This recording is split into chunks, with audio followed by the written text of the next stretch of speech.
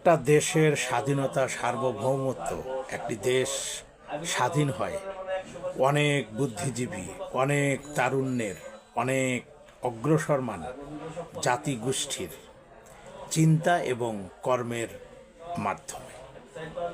বাংলাদেশ স্বাধীন হয়েছে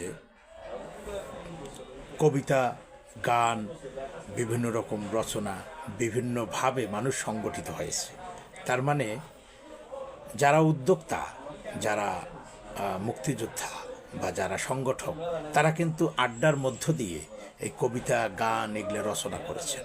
কেউ কেউ নিভৃতচারী হয়ে গান লিখেছেন, কেউ কেউ মুক্তিযুদ্ধের সময় ট্রেনিং করতে গিয়ে ওই ক্যাম্পের মধ্যে 10-12 জন মুক্তিযোদ্ধা মিলে এই অস্ত্র রেখে তারা সঙ্গীত গেয়েছেন, তারা সংগঠিত হয়েছেন, তারা বক্তৃতা দিয়েছেন, বিবৃতি দিয়েছেন, উজ্জীবিত করেছেন। পৃথিবীর সর্ব জায়গায় মানুষকে উজ্জীবিত করার মাধ্যম হচ্ছে সংগঠিত হওয়া। কিছু লোক, কিছু অগ্রসরমান জাতির তরুণ সমাজ, অগ্রসরমান সমাজ, যারা যে পর্যায়ে সর্বস্তরের মানুষের একত্রিত হয়ে একটা নতুন ভাবনা, নতুন চিন্তা, নতুন শক্তির একটা পরিচয় সেখান থেকে ঘটে। বন্ধুরা, আমি পিছনে দেখতে পাচ্ছেন 419।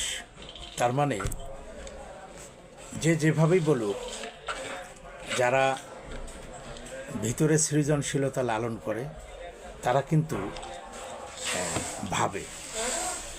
ভাবনা ছাড়া, চিন্তা ছাড়া মানুষের মুক্তির পথ সূচিত হয়নি।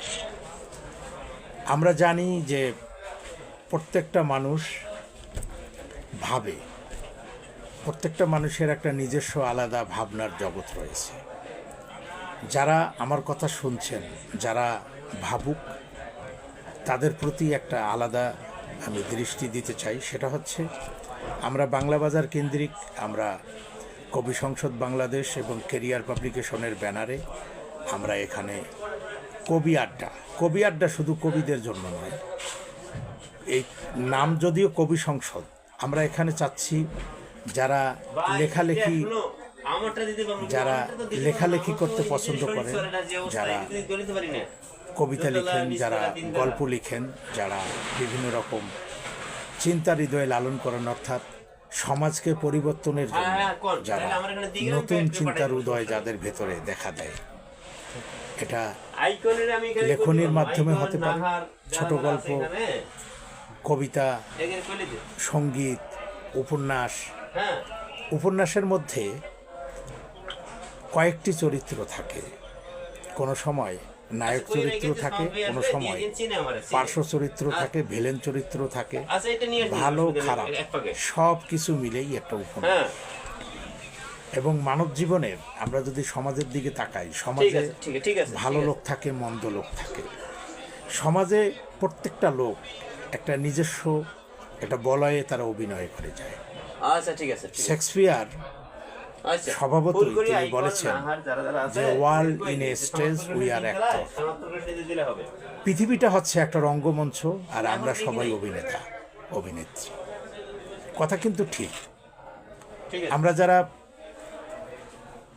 সংসার পেতেছি, সংসারে পিতার চরিত্রে অভিনয়, স্ত্রীর চরিত্রে অভিনয় করে, সন্তানের চরিত্রে অভিনয় করে। আসলে আমরা সবাই অভিনেতা এবং বিশ্বটা হচ্ছে একটা রঙ্গমঞ্চ। এটাও ঠিক। এটা রঙ্গমঞ্চ মানে কি? মানে মায়ার একটা জালে আবদ্ধ। এটা কিন্তু কোরআনেও কিন্তু আছে যে এই দুনিয়া হচ্ছে একটা মিথ্যে, একটা মরীচিকার মতো। আপনি হয়তো বা ভাবতে পারেন যে এটা কি করে সম্ভব। এটাই বাস্তবতা। কারণ আপনার পিছনের দিকে তাকালেই বুঝতে পারবেন যে আপনি 60 বছর পিছনে ফেলে আসছেন। মনে হচ্ছে যে আপনি কিছুই করতে পারেননি। 60 বছর আপনি শুধু অভিনয় করে গেছেন।